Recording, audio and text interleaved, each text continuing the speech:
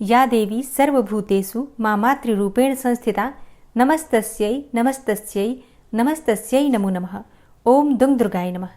आप सभी को नवरात्रि के 5वें दिन की मंगल शुभकामनाएं। माँ स्कंद माता की कृपा सदैव आप और आपके समस्त परिवार पर बनी रहे। 7 अक्टूबर 2024 सोमवार के दिन नवरात्रि का 5वां दिन है। तो नवरात्रि के 5वें दिन हम माँ स्कंद माता की पूजा करते हैं। 7 अक्टूबर को सूर्योदय काल का समय आपको प्राप्त हो रहा है सुबह 6:17 पर और सूर्यास्त का समय होगा शाम को 5:59 पर। और शारदीय नवरात्रि की पंचमी तिथि का प्रारंभ हो रहा है 7 अक्टूबर को सुबह 9:47 पर और समाप्त हो रही है 8 अक्टूबर को सुबह 11:18 पर। और नवरात्रि की पंचमी तिथि पर माँ भगवती दुर्गा के 5वें स्वरूप माँ स्कंद माता की पूजा की जाती है। और आज की वीडियो में आप सुनेंगे स्कंद माता की कथा, पूजा विधि, आरती और क्षमा प्रार्थना। तो आज की वीडियो को पूरा जरूर देखिए। और हाँ, उम्मीद करती हूँ कि आप इस चैनल पर आने वाली दुर्गा सप्तशती की कथा भी जरूर सुनते होंगे। नवरात्रि के 5वें दिन माँ स्कंद माता की पूजा करने से ज्ञान, बुद्धि और विद्या की प्राप्ति होती है। ऐसा कहा जाता है कि माँ मोक्ष के द्वार खोल देती हैं अपने भक्तों के लिए। माँ स्कंद माता की पूजा करने से वंश की वृद्धि हो जाती है। ऐसा कहते हैं कि संतान संबंधी कोई भी परेशानी हो, जैसे कि संतान प्राप्ति की कामना हो, संतान की उन्नति की कामना हो, तो माँ स्कंद माता की पूजा करनी चाहिए। इससे आपको बहुत लाभ होता है। शास्त्रों के अनुसार माँ का प्राकट्य हुआ था असुरों के नाश करने के लिए और देवताओं की रक्षा करने के लिए। शिव पुराण में माता स्कंद माता का जो प्रसंग आता है उसकी कथा के अनुसार एक तारकासुर नामक राक्षस था। उसने अपनी घोर तपस्या से ब्रह्मा जी को प्रसन्न कर लिया और जब ब्रह्मा जी प्रसन्न हुए तो उन्होंने तारकासुर से कहा, वरदान मांगो। तारकासुर ने वरदान मांगा, मुझे अमर कर दो। तब ब्रह्मा जी ने कहा कि ऐसा तो संभव नहीं है, क्योंकि जन्म लेने वाले प्रत्येक प्राणी को एक दिन मरना ही पड़ता है। हर किसी का अंत निश्चित है। ये सुनकर तारकासुर थोड़ा निराश हो गया, लेकिन उसने बड़ी चालाकी से एक और वर मांगा और इस बार उसने मांगा कि उसकी मृत्यु सिर्फ भगवान शिव के पुत्र के हाथों से ही हो, क्योंकि उसने सोचा कि महादेव जी तो गृहस्थ जीवन अपनाने से रहे, ना उनका विवाह होगा, ना उनके पुत्र होगा और ना ही मेरा वध होगा। इस प्रकार से मैं हमेशा के लिए अमर हो जाऊंगा। अब क्योंकि ब्रह्मा जी प्रसन्न थे, उन्होंने तथास्तु कह दिया। जैसे ही तारकासुर को अमरता का वरदान मिला, उसने धरती और स्वर्गलोक पर हिंसा करना शुरू कर दिया और अब उसके अत्याचारों से तीनों लोक में सभी परेशान हो गए। फिर एक दिन सभी देवी देवता ब्रह्मा जी के पास गए और उन्होंने अपनी सारी कथा ब्रह्मा जी से कह सुनाई। ब्रह्मा जी सभी देवी देवताओं को लेकर शिव जी के पास गए और भोलेनाथ को तारकासुर के अत्याचारों से अवगत कराया और देवताओं ने भी अपनी सारी परेशानी भगवान भोलेनाथ से कही। तब भगवान भोलेनाथ ने माता पार्वती से विवाह किया और इसके बाद भगवान शिव और माता पार्वती के पुत्र हुआ, जिसका नाम रखा गया स्कंद।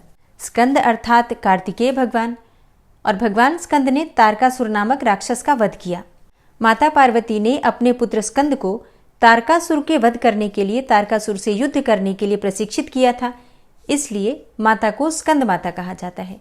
इस बारे में एक और पौराणिक कथा है, जिसके अनुसार स्कंद माता देवी पार्वती का रौद्र रूप है। माता को लेकर एक पौराणिक कथा काफी प्रचलित है।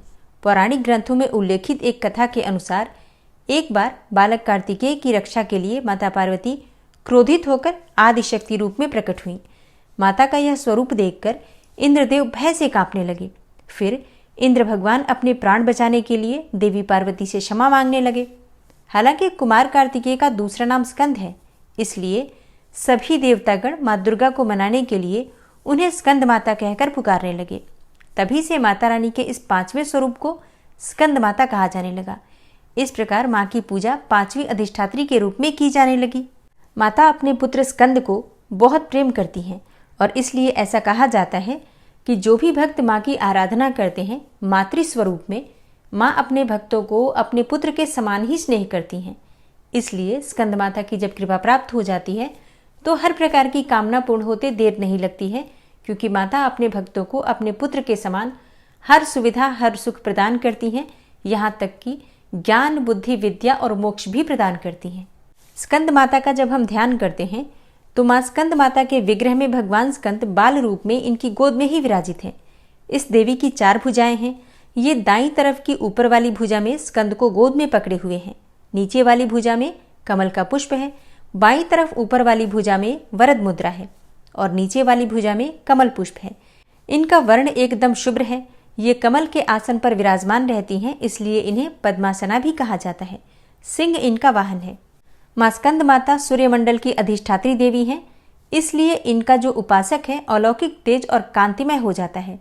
इसलिए मन को एकाग्र रखकर और पवित्र मन से इस देवी की आराधना करने वाले साधक या भक्तों को भव सागर पार करने में कठिनाई नहीं आती है। नवरात्रि के 5वें दिन प्रातःकाल जल्दी उठकर स्नान कर लीजिए। स्नान करने के बाद भगवान सूर्यदेव को जल दीजिए। और हाँ, माँ का प्रिय रंग है पीला, तो आप चाहे तो पीले रंग के वस्त्र धारण करके माँ की आराधना कर सकते हैं। भगवान सूर्यदेव को जल देने के बाद मां स्कंद माता की पूजा कीजिए। मतलब जो भी आप प्रतिदिन पूजा कर रहे हैं, पूजा की विधि बिल्कुल वही होती है, धूप दीप प्रज्वलित करके। और चौकी पर जो भी आपने देवी देवता विराजित कर रखे हैं, कलश देवता, भगवान गणपति, माँ भगवती जगदम्बा, इसके अलावा अगर आपने षोडश मातृका, नवग्रह मंडल, ये सभी चीज़ें स्थापित कर रखी हैं, ज्वारे बो रखे हैं, अखंड दीपक प्रज्वलित कर रखा है, तो इन सभी देवी देवताओं का धूप दीप प्रज्वलित करके पूजन कर लीजिए। और इसी प्रकार से माँ दुर्गा के 5वें स्वरूप मां स्कंद माता की भी पूजा कीजिए। धूप दीप अक्षत पुष्प इत्यादि जो भी सामग्री आपके पास है, उन सामग्रियों से मां स्कंद माता की पूजा करके भोग अर्पित कीजिए। मां स्कंद माता को केले का भोग लगा सकते हैं, कोई भी ऋतु फल हो तो उसका भोग लगा सकते हैं। आप चाहें तो माँ को खीर में केसर मिलाकर, मतलब केसर वाली खीर बनाकर भी अर्पित कर सकते हैं, या दूध और केसर से बनी हुई मिठाइयाँ भी अर्पित कर सकते हैं। या फिर थोड़ा सा गाय का दूध ले लीजिए, मतलब कच्चा दूध, उसमें शक्कर डालकर और उसमें केसर डालकर श्रद्धा भाव से भोग सहित अर्पित कर सकते हैं।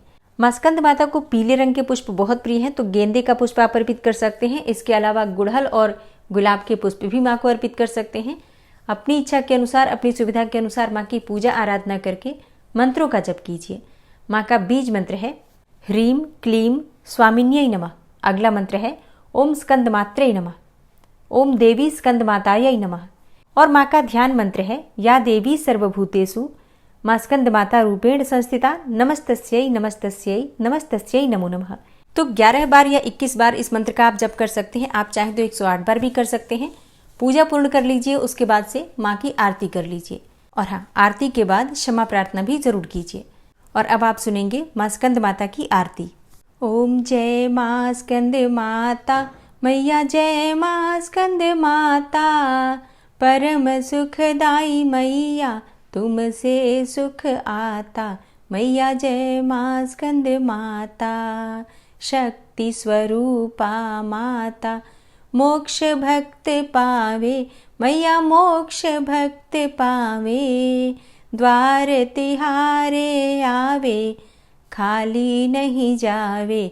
मैया जय मां स्कंद माता, चार भुजाधारी माँ, हस्त कमल सोहे मैया के हस्त कमल सोहे। स्कंद संग में विराजे, छवि अति मन मोहे।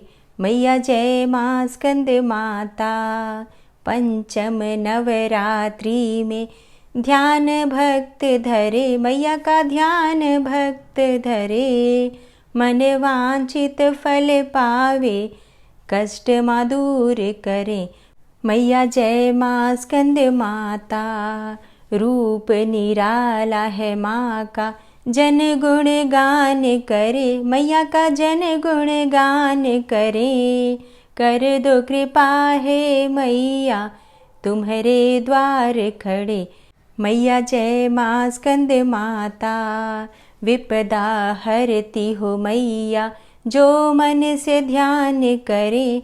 जो मन से ध्यान करे, साधक नित हर साए। जय जय माँ की करें। मैया जय मां स्कंद माता, शिव योगी की शक्ति तुमको ही जग जाने। मैया तुमको ही जग जाने। कार्तिकेय करे वंदन, मैया ये जग माने। मैया जय मां स्कंद माता, तुम्हारी कृपा से धर्म हर पल ही जीते। मैया हर पल धर्म ही जीते। तुम्हारी इच्छा से हम सब भक्ति रस पीते। मैया जय माँ स्कंद माता, स्कंद माता की आरती जो मन से गाए। भक्तों जो मन से गाए, भव बंधन से छूटे, नित सुख वो पाए। मैया जय माँ स्कंद माता, ओम जय माँ स्कंद माता। मैया जय माँ स्कंद माता, परम सुखदाई मैया तुमसे है सुख आता। मैया जय माँ स्कंद माता। माँ की आरती करने के बाद क्षमा प्रार्थना ज़रूर करनी चाहिए। तो दोनों हाथ जोड़कर माँ से क्षमा प्रार्थना करते हैं। हे परमेश्वरी, मेरे द्वारा दिन रात बहुत से अपराध होते रहते हैं। मुझे अपना दास समझकर मेरे उन अपराधों को आप कृपापूर्वक क्षमा करिए। हे परमेश्वरी, मैं आवाहन करना नहीं जानता, विसर्जन करना भी नहीं जानता तथा पूजा करने का ढंग भी नहीं जानता। हे माँ, मुझे क्षमा करिए। हे देवी सुरेश्वरी, मैंने जो मंत्रहीन अर्थात ना मंत्रों को जानता हूँ, क्रियाहीन अर्थात ना क्रियाओं को जानता हूँ और भक्तिहीन अर्थात ना भक्ति के प्रकार जानता हूँ, तो मैंने जो मंत्रहीन, क्रियाहीन और भक्तिहीन पूजन किया है वह सब आपकी कृपा से पूरे हों। सैकड़ों अपराध करने के बाद भी जो आपकी शरण में आके जगदम्बा कहकर पुकारता है, उसे वह गति प्राप्त होती है जो ब्रह्मा आदि देवताओं के लिए भी पाना आसान नहीं है। हे जगदम्बिके, मैं अपराधी हूँ किंतु आपकी शरण में आया हूँ। इस समय दया का पात्र हूँ, आप जैसा चाहें वैसा करें। हे देवी परमेश्वरी, अज्ञानवश, भूल से या बुद्धि भ्रष्ट होने के कारण मैंने जो भी न्यूनता या अधिकता कर दी हो वह सब क्षमा करें और प्रसन्न हो। हे सच्चिदानंद स्वरूपा परमेश्वरी, जगन माता कामेश्वरी, आप प्रेम पूर्वक मेरी यह पूजा स्वीकार करें और मुझ पर प्रसन्न रहें। हे देवी सुरेश्वरी, आप गोपनीय से भी गोपनीय वस्तु की रक्षा करने वाली हैं। मेरे निवेदन किए हुए इस जप को ग्रहण करिए। आपकी कृपा से मुझे सिद्धि की प्राप्ति हो। इस प्रकार क्षमा प्रार्थना मंत्र के पाठ से दुर्गा माता आपके जाने अनजाने में हुए सारे अपराधों को क्षमा करेंगी और उनकी कृपा सदैव आपके ऊपर बनी रहेगी। तो दोस्तों, ये है आज की वीडियो। उम्मीद करती हूँ आपके लिए उपयोगी होगी। अगर वीडियो पसंद आई हो तो लाइक कीजिए, शेयर भी ज़रूर कीजिए और अगर आप चैनल पर पहली बार आए हैं, अभी तक आपने चैनल को सब्सक्राइब नहीं किया है, तो आज की वीडियो अगर आपको अच्छी लगे तो चैनल को सब्सक्राइब करके बेल आइकन को ज़रूर प्रेस कर लीजिए। इससे ये होगा कि इस चैनल पर जो भी नई वीडियो अपलोड होंगी उनकी नोटिफिकेशन आपको सही समय पर प्राप्त होगी। मिलती हूँ मैं आपसे अगली वीडियो में, तब तक के लिए जय श्री राधे।